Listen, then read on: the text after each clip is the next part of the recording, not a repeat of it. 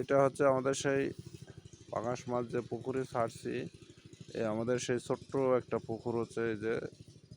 এই যে আমরা এখানে এখন খাবার দিব, দেখি খাবার ফেললো তো।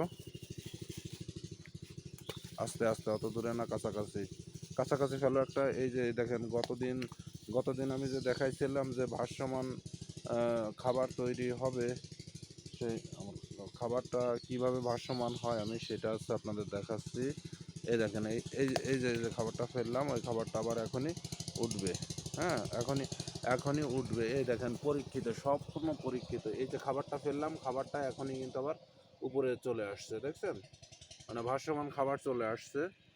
এই দেখেন, এই যে একটা খাবার ফেললাম, ওই খাবারটা আবার এখনই উঠে আসবে। ওই দেখেন, এই যে ভেসে আছে। হ্যাঁ, ভেসে আছে। এভাবেই আপনি চাইলে নিজের এখানে দিয়ে না, নিজের ইসের জন্য, ছোট ফার্ম বা ঘেরের জন্য আপনি খাবার তৈরি করতে পারেন, ভাসমান খাবার। হ্যাঁ।